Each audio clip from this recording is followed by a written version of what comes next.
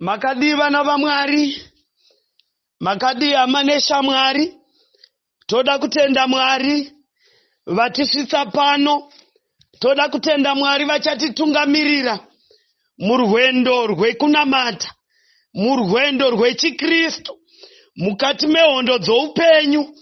Pane muchinda uchafamba nesu, vazvitavo Mwari vatipa umwe mukana wokuti titaure ukuru hwavo, wokuti tizive our positions mukati mechinamato nemukati mebasa raMwari. Mwari vakakuitirai nyasha, shamwari dzangu, vakakutenderai kuva mukati mechikwata chino. Mwari vakuitirai nyasha pamunoremerwa, vave ivo murerusiri wemitoro yenyu. Pamunosurukirwa, vave ivo muvaraidzi wendangariro. I know the burdens that you are carrying. Kunyangwe ndisingagoni kuzvisenga ini pachangu, but kudenga pane vanosenga. Toda kutenda Mwari vatisonganisa mukati mevhiki rino romunamato, tichitenda nemhaka yenyasha dzatisvitsa pano. Mukati mevhiki ino tichafamba nedingindira redu rinoti no more running, I will go.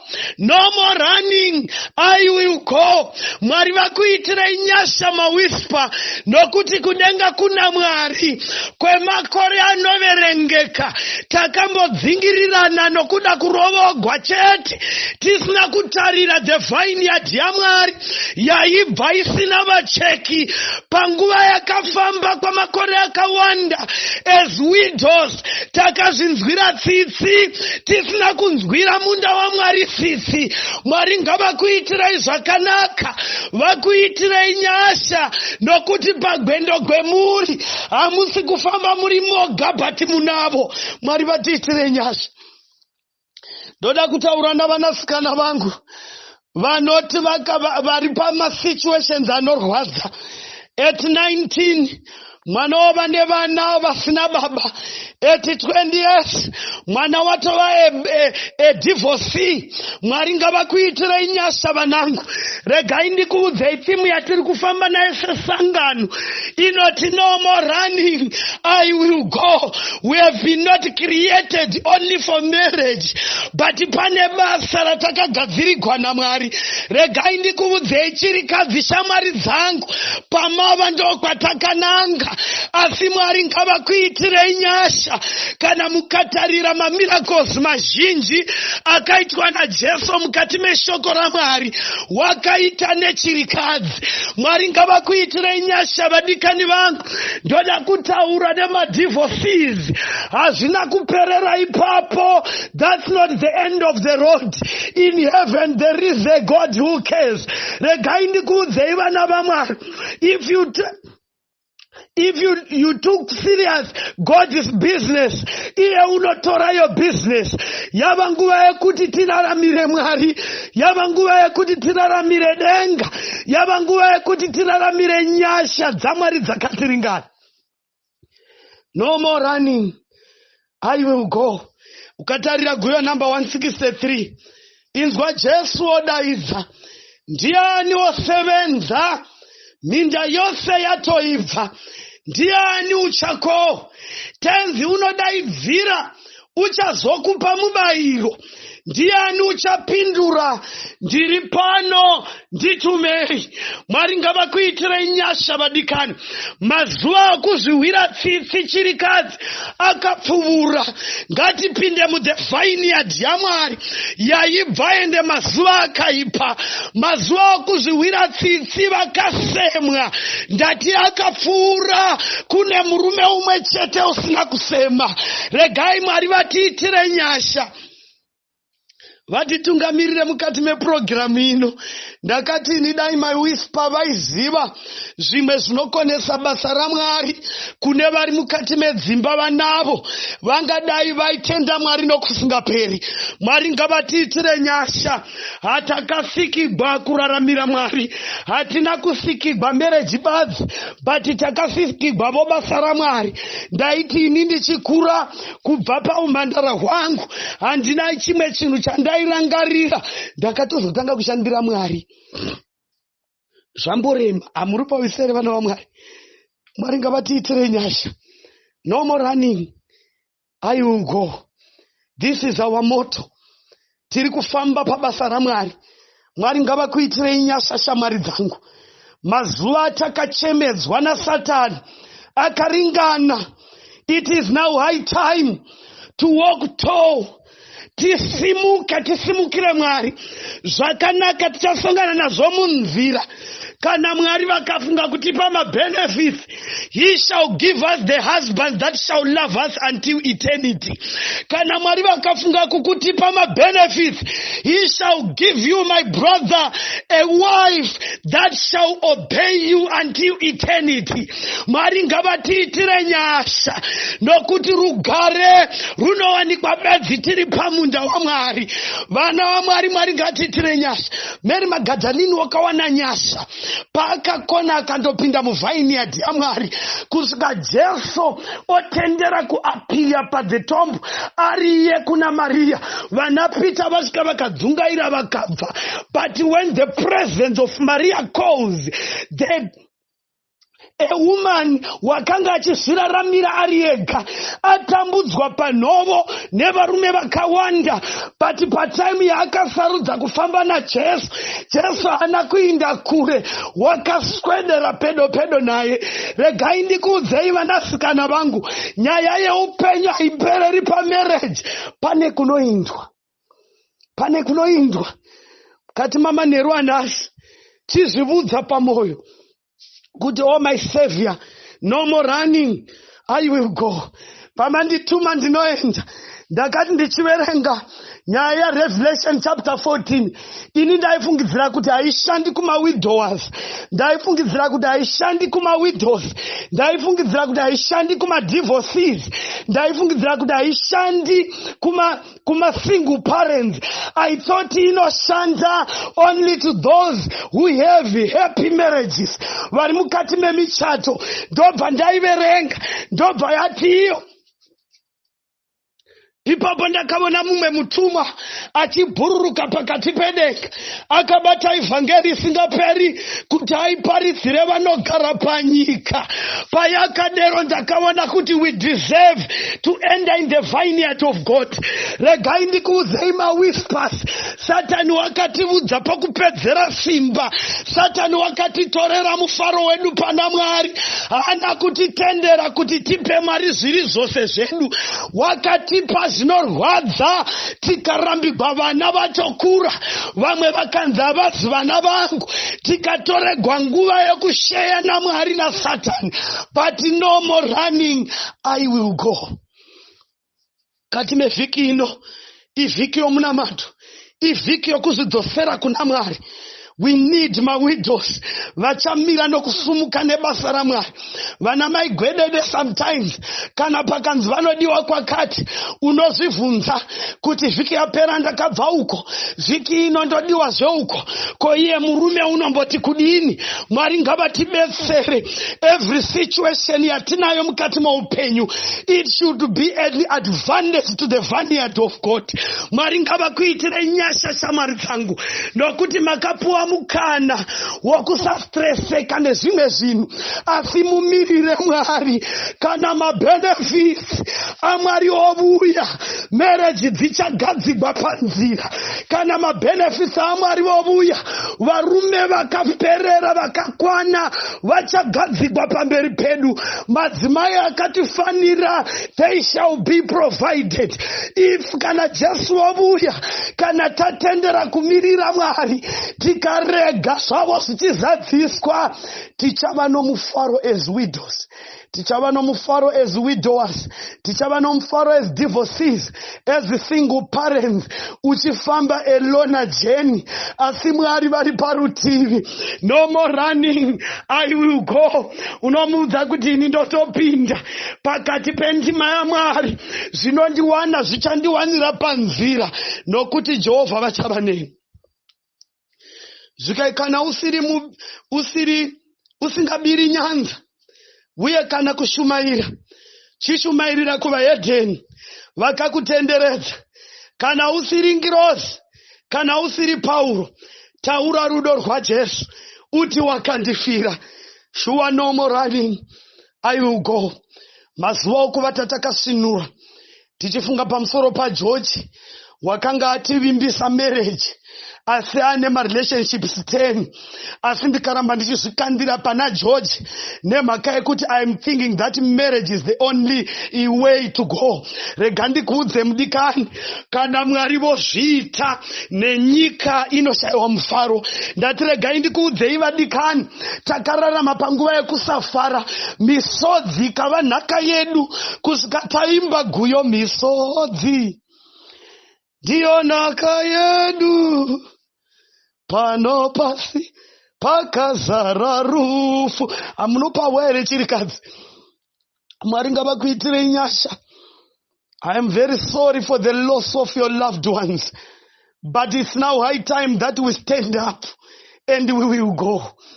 Ndayava nguva yekusazvivira tsitsi, yava nguva yekumira naMwari. Kana ndandiri naye, I will tell him, oh yes, Jesus, become my husband and my friend, and together we shall go. Mwari ngavakuitirei nyasha vadikani. Ipai ruoko rwenyu rworudyi kuna Mwari mukati mamanheru ano. Regai tiverenge vhesi iri kuna Deuteronomio, tsamba yaIsaya. Regai tange pana Isaiah chapter 6 verse 8. Isaiah achitumwa pabasa naMwari. Ini ndaifungidzira kuti vhesi iyi inongobata Isaiah, uye haigoni kubata ivo indivo newe, ingabata mawispa vhesi iyi. Zvikanzi naIsaiah chapter 6 verse 8. Ipapo ndakanzwa inzwi raShe richiti, ndingatuma aniko? Ndianiko ungatiindira?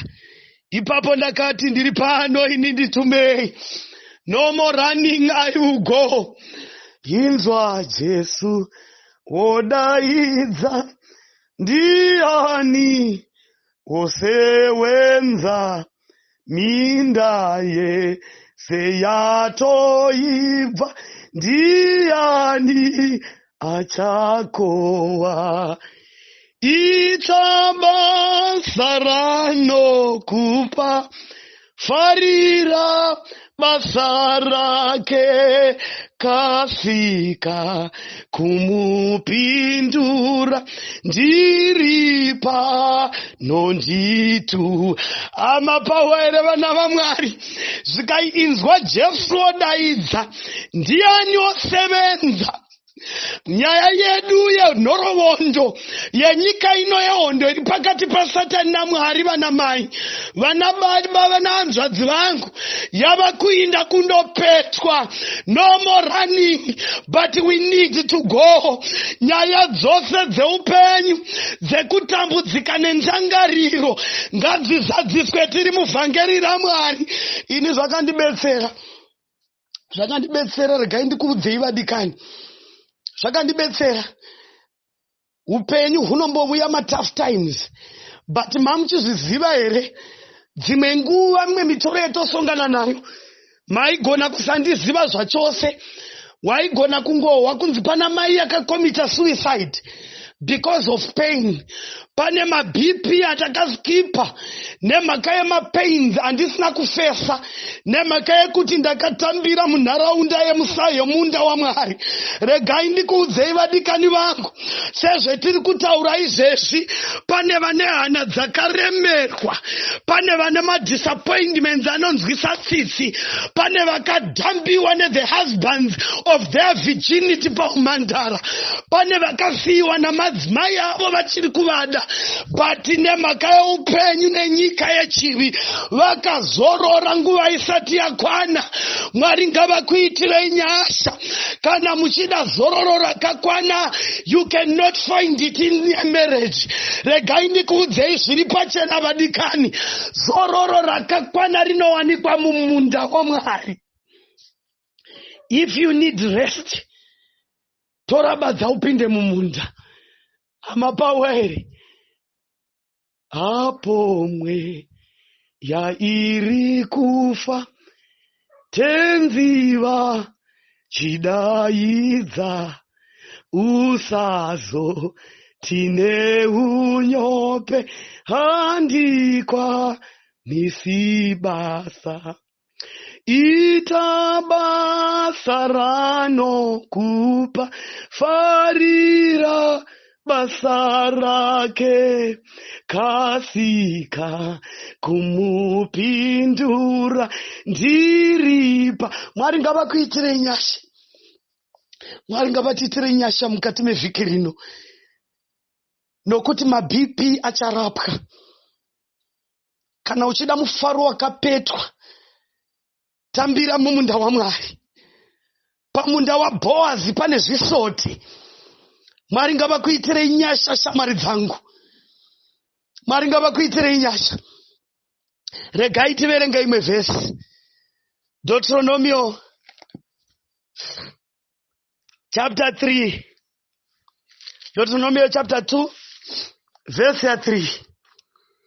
Mapota gomo iri, nguva yaringana, dzokai muinde nechekumusoro. Amapawa ere vana vaMwari. Mapota gomo iri, nguva yaringana, pane vatorwa namakore osvika 9 waiting for a husband to come. Pane vane makore osvika 20 waiting for the right man to come, waiting for the right woman to come. Panapa Deuteronomio yoti mapota gomo iri zvaringana, chimochinjai muinde nechekumusoro. Mwari vedu vorugare vakuitirai nyasha.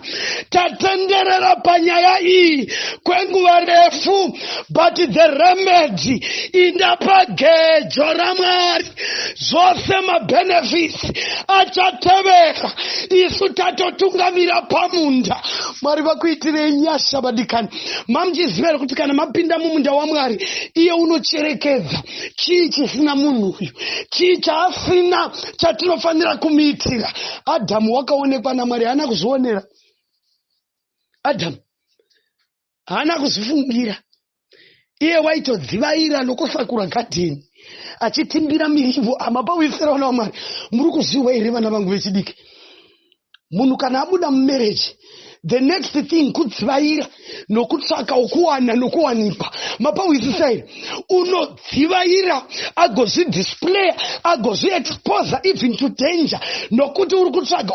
Ndati Adamu pataimu yake yehuwispa asina mukadzi, wakafamba mugadheni yaMwari, and he was serving his purpose yokuchengetedza nokupa order kumhuka. Haana kurangarira nyaya yekuva ari oga, but Mwari vakamurangaririra. Tinoti Ebeneza, nesuwo tiri munyasha, zvairema zvichirwadza siJehovha. It is now time yokuti Mwari voga vatidecideire our fate. Mapawere vana vaMwari, pane patakazviitira tikazvirongera nyaya dzedu, asi pakupedzisira takabondera. But iye zvino pamakapinda hanzvadzi dzangu, pamakapinda vana mai vangu, my sisters, my daughters, it is now high time utendere Mwari vakudecideire your fate, and thy will shall be done. Mwari vatiitire nyasha nemhaka yekuti ndi Mwari. Mwari vatiitire nyasha. Dziripo shamwari dzangu vari pakutambudzika nokurwadziwa nokuchema siku nesikati. Mamwe masituations acho anotova tense. Munhu wakangobuda akainda, hana kudzoka, ndobva utoinda negirlfriend, akasiya munhu ane vana 3 4 vanoda chikafu, vanoda kuenda kuchikoro. Aiwa hama yangu, nguva yekuchema uchizvidemba yakakwana. Chinja uinde nechekumusoro. Skai mapota gomo iri zvaringana. You have been crying, you have been praying for a long time kuti the right man adzoke, but rega ndikuudzeike zvinochinja graph. Inda kuna Mikaeri muchinda mukuru. Mwari vatiitire zvakanaka. Regai tinamate tichiisa hama dzedu neshamwari mukati mamavoko aMwari. Manero akanaka Mwari, toda kukutendai mukati mamanero anhasi. Toda kutenda nyasha dzenyu nepresence yenyu. Imi muri pakati pedu, isu tiri vanhu venyu, zvisikwa zvamavoko enyu. Toda kuisa boka rino mukati mamavoko enyu. Ndiro boka rakazvidzika kunyangwe mukati mesangano. Ndiro boka rinozvidzwa nemadzimai ane varume vapenyu. Ndiro boka rinozvidzwa nemadzimai asina kuraswa nevarume vavo. But mukati mamanhero ano Mwari, I want to present them before thy throne. Tina widowers pakati pedu vanochema siku nesikati. Oh yes, they need a friend, they need a shoulder to lean on. But pakati pezvose vatenderei kukugamuchirai, vatenderei kukushandirai, vatenderei kufamba nemwi. Kana vafamba nemwi, you shall provide everything for them. Adam makamunzwira tsitsi 1 achifamba ari woga mugarden of Eden. They are the widowers that you should look after as our Savior and our God. I understand Mwari munogona munotirwira pahondo idzi dzose. Avo kavana vakasemwa Mwari, vakasemwa nevavaifunga kuti vanovada. They have been used and become used tissues before the eyes dzavamwe. Asi kwamuri havana kudaro. Munovavona vari vanhu, those who deserve your sympathy, and they deserve thine love, and they deserve your protection. Mundangariro dzavo vanofunga ivo vakatosemawo zvechokwadi. Mundangariro dzavo vanofunga pamberi penyu zvava zvisemeso. But mukati mamanheru anhasi vashanyirei papilo dzine misodzi. Pukutai misodzi yavo, vanyaradzei nokuti muri Mwari. Vatenderei kusimuka, vazvitaurire kuti no more running, I will go in the vineyard of my Savior. Vasongane nemi mumunda. Imi Jehovah muvanzwire tsitsi vari mugarden, sezvamakaita kuna Adhamu. Ndangariro dzechirikadzi dzizorodzei Mwari. Kuchema kwavo tinokuisa mukati mamavoko enyu. Varangarirei Mwari, varangarirei vakabvutirwa, hama dzavo chaivo dzepamoyo neshamwari dzavo, zvose zvaiva pamaziso enyu. Pavanodzungaira pakukudza vana, imi Mwari songanai navo panguva dzavo, varerusireivo mitoro yavo. Pavachapinda mukati memunda, in your vineyard, igwai hondo dzavo, musavatendera kugwa voga, asi imi Mwari be there for them. This is a group worthy to be presented before thy throne. Oh God, batsirai vana venyu, mirai navo, vakwirei. Hatigoni kutaurirana nyaya dzavo dzose pano dzikapera. Pangada mabhuku mazhinji kunyora nhoroondo dzavo. They suffered enough. Allow them to rest. Vatenderei kufamba nemi. Nyasha dzenyu dzive nesu nokusingaperi. Amen.